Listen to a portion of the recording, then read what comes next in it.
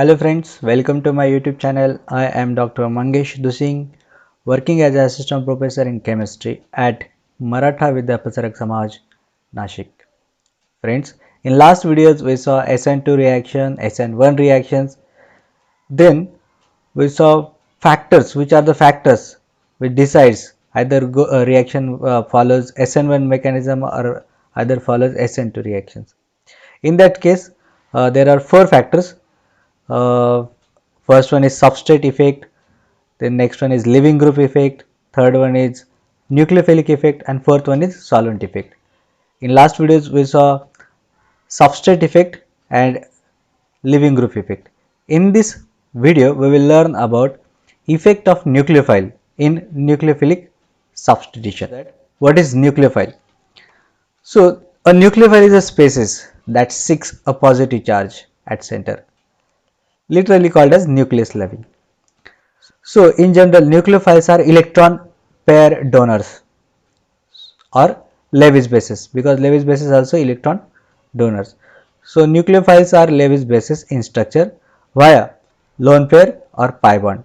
So these nucleophiles may donate electron pair in the form of lone pair or in the form of pi bonds. So nucleophiles are electron donor, that can be called as a Lewis bases also. Nucleophiles can be negatively charged or neutral.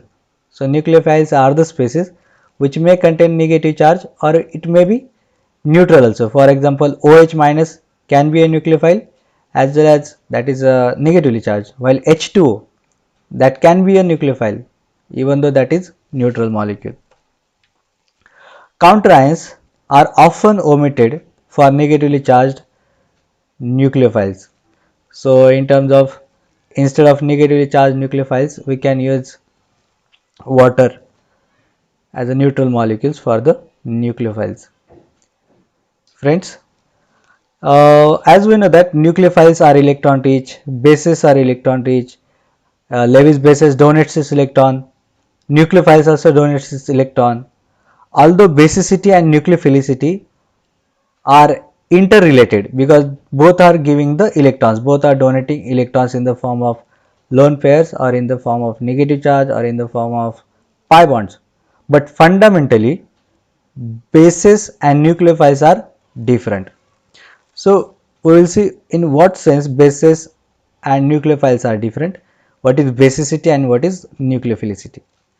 Friends, basicity is a measure of how stable a species becomes after it accepts the proton. So basicity, it depends upon the property of the substance or species to accept the proton. Means basis donates its electron to most probably to the hydrogens, protons. While so basicity, it depends upon how that species becomes more stable after accepting the protons. So basis donates its electron to the protons generally. It is characterized by the equilibrium constant, that is Ka, dissociation constant of acids in an acid base reactions, making it thermodynamic property. So basicity is generally called as thermodynamic property, while nucleophilicity is a measure of how rapidly an atom or species donates its electron pair to atoms to form a bonds. So nucleophiles are the species which donates electron to the carbon atoms, mostly other atoms, and they are forming a sigma bond to that carbon atom. So that is called as nucleophilicity. It is characterized by the rate constant K, making it kinetic property. So how fast that reacts, how fast that donates electron to the other atoms such as carbon, that is called as nucleophilicity. While basicity, that how fast that species donates electron to the proton and becomes more stable, that is called as basicity. So this is the main difference. Basicity is clearly donating electrons to the proton, it is a thermodynamic property, and nucleophilicity is a tendency to donate electron to the other carbon to form a sigma bond, and it is a kinetic property.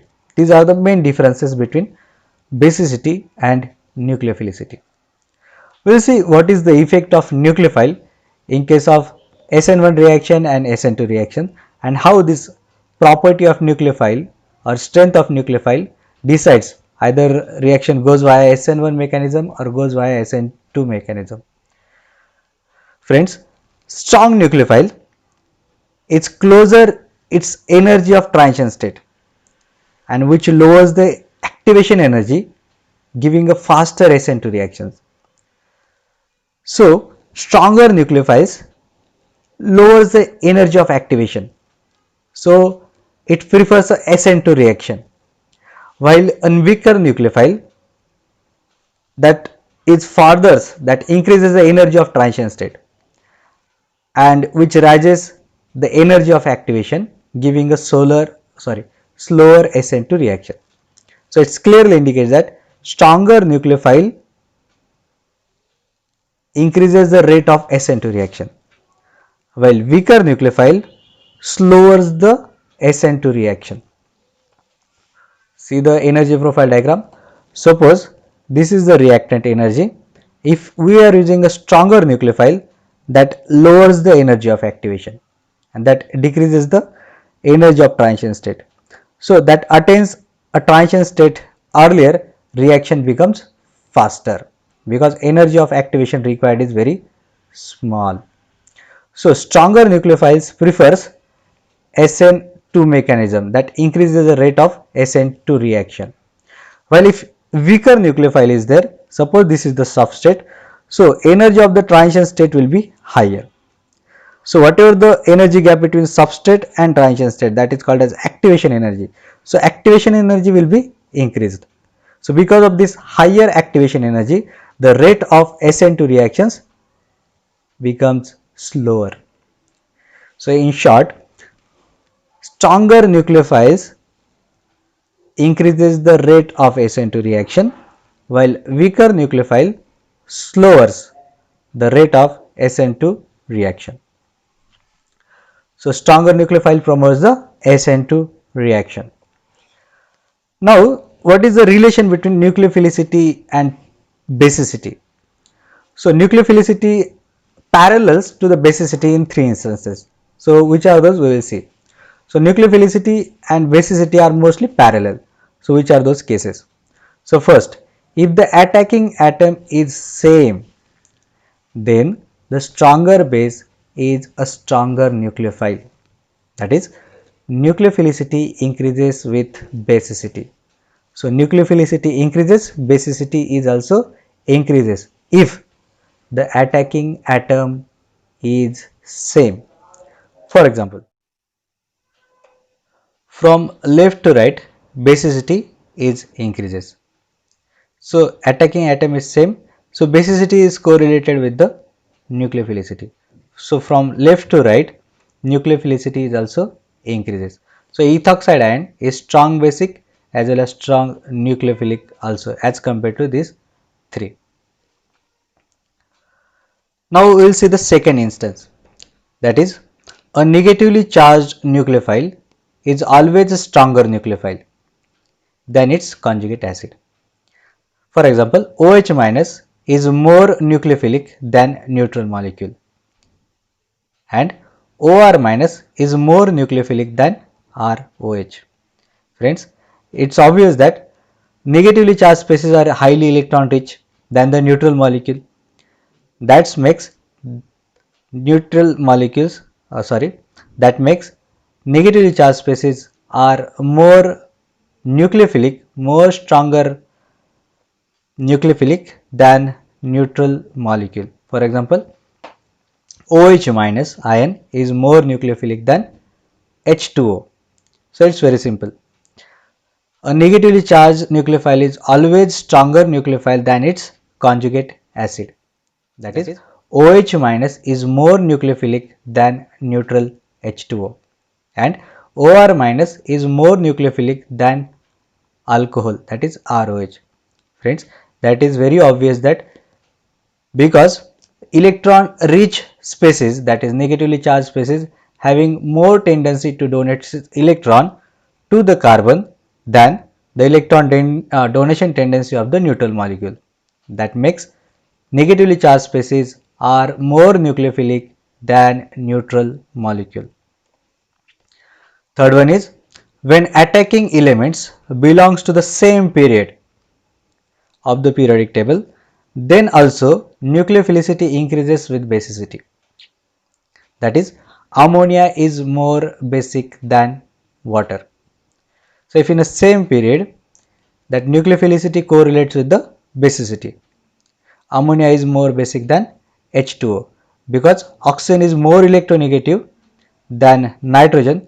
So, nitrogen have more tendency to donate its electron than oxygen. That makes ammonia is more basic than H2O.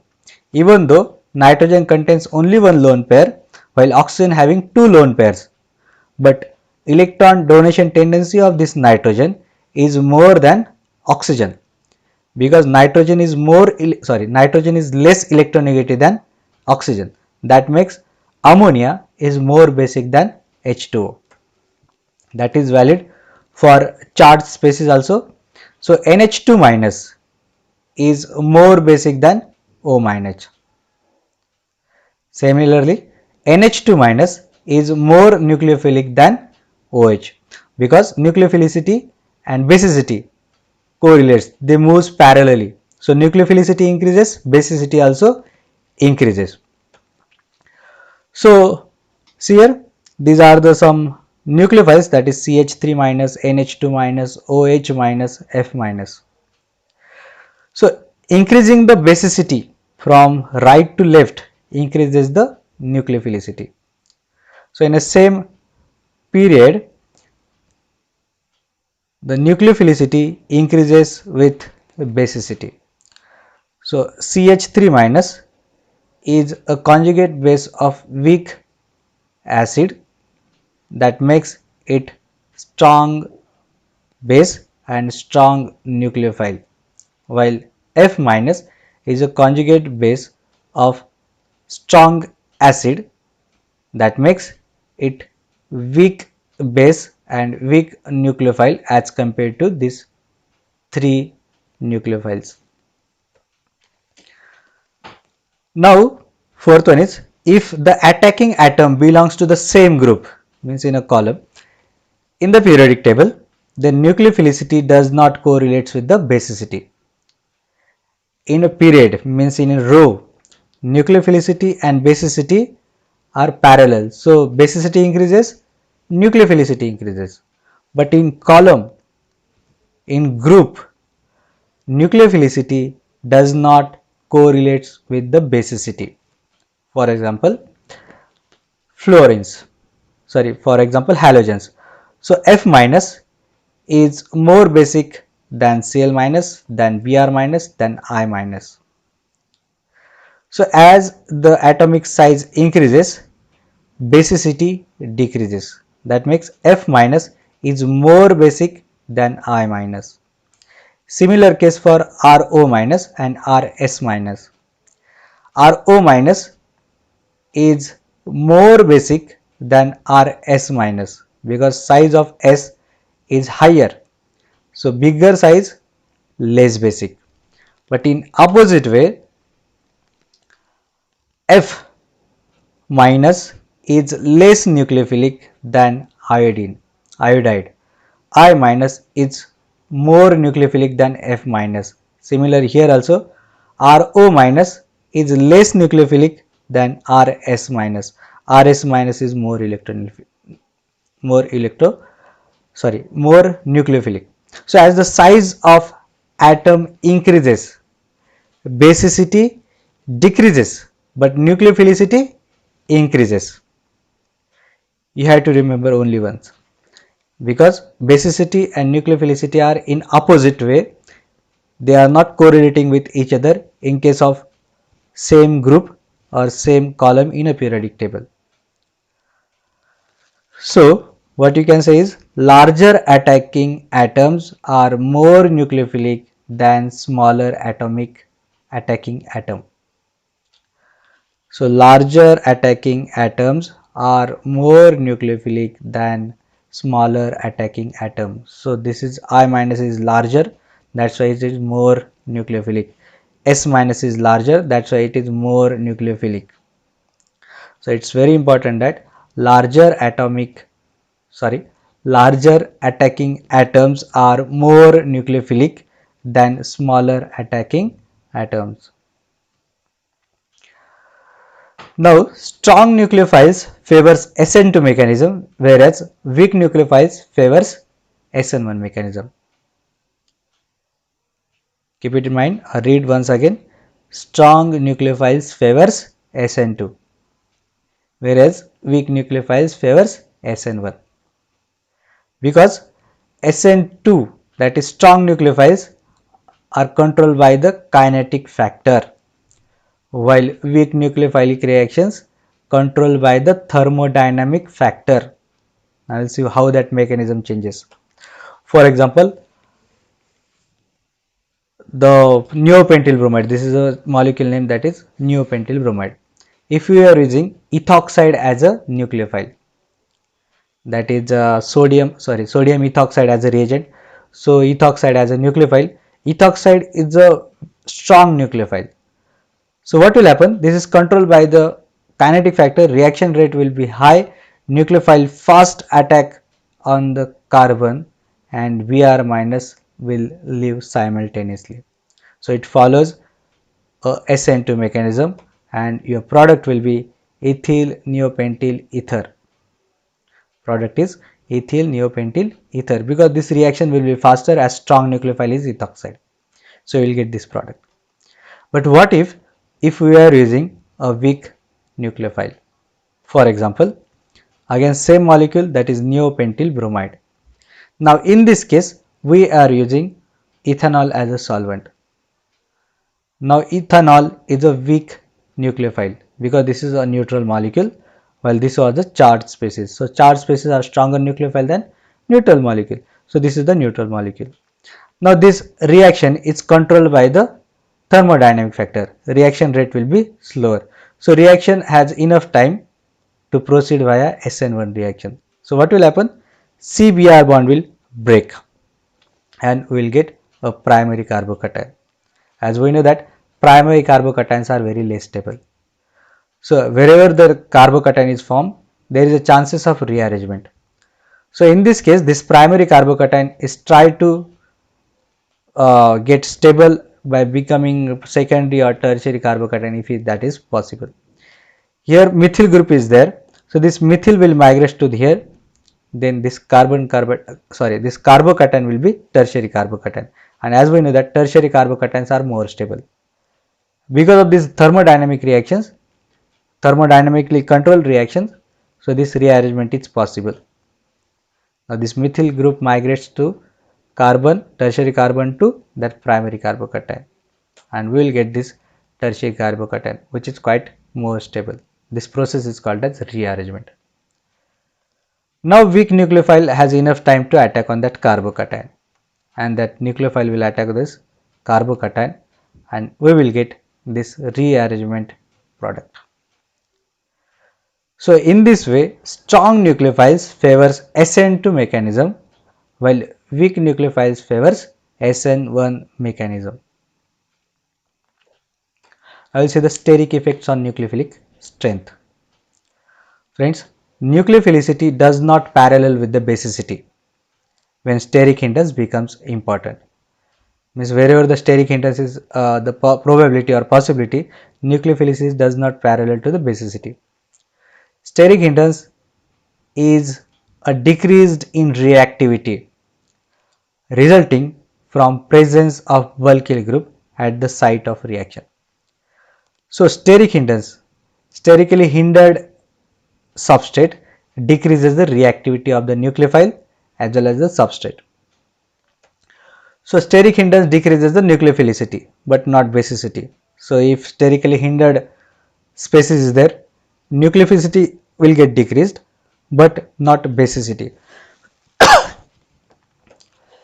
Sterically hindered bases that are poor nucleophiles are called as non-nucleophilic bases. So if sterically hindered bases are there, those will become poor nucleophiles, and those are called as non-nucleophilic bases. So in short, if sterically hindered species are there, those are weak nucleophiles but maybe strong bases because basicity will not going to change. For example, ethoxide. So ethoxide, that is O minus, it's a good nucleophile. But similarly, if we are increasing the size of R group, so that O minus, that a stronger base, but it becomes weak nucleophile. So 3 CH3 groups sterically hinder the oxygen atom, making it weaker nucleophile. So tertiary butoxide is a weaker base but stronger, tertiary butoxide is a weaker nucleophile but stronger base, while in case of ethoxide is a stronger nucleophile. Now what are the common nucleophiles for SN2 reaction? So these are the some nucleophiles which are generally occurred into the organic reactions like OH minus, OR minus, acetate ions, N3 minus, while these are the neutral nucleophiles, that is water, alcohols, ammonia, amines, H2S, RHS. So H2O, ROH, ammonia, RNH, these are the weaker bases because these are the neutral molecules, while I minus, Br minus, Cl minus, all these negatively charged species are stronger bases. So intrinsic nucleophile strength increases from left to right. That depends upon how the negative charge stable on that species. The stability of negative charge decreases, nucleophilicity increases. If negative charge is very stable, then it is very weak nucleophile. If that charge on the species is very unstable or stability is less, then that becomes a stronger nucleophile. So that charge on the nucleophile should be unstable. That makes it more nucleophilic. Thank you friends. Thank you for the watching. If you like this video, just like, share and subscribe. Thank you once again.